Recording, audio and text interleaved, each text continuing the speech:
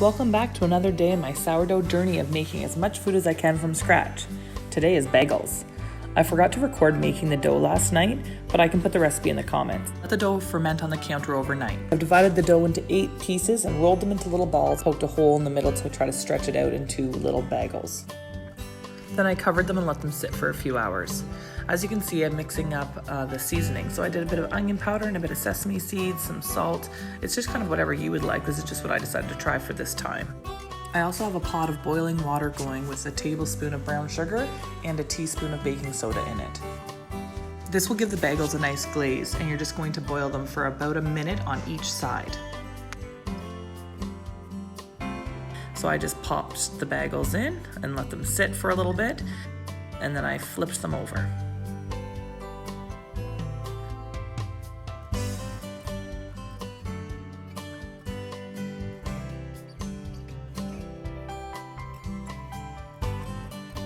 While you're working on this, you'll want to preheat your oven to 425.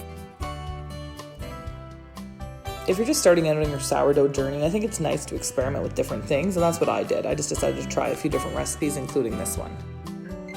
And bagels are great to freeze for future use for when you need a quick lunch or a quick breakfast or a meal on the go. After you've let them boil for about 1 to 2 minutes on each side, then you can dip them in your seasonings or your toppings, and then you just move them onto your baking sheet. I probably would next time try a few other ones. I would like to experiment with some other different types of seasonings and toppings. I think the bagels were actually delicious, even though I only topped one side instead of both. I almost liked the side without the seasonings a little bit better, but some of my family felt the other way. So really you could just experiment with all different types of seasonings. Depends on what your favorite bagels are, I suppose.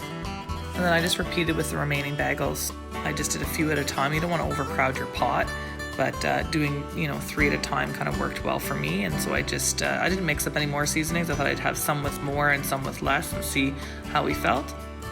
And then it's time to put them in the oven. So you're going to bake them at 425 for about 22 minutes or until golden on top. And these turned out beautifully. They're actually quite large. I mean, they're not massive, but it definitely makes 8 large bagels. So they're all a good size, and these were absolutely delicious. So I will make this recipe again and just kind of experiment with other toppings. Let me know what recipes you're trying.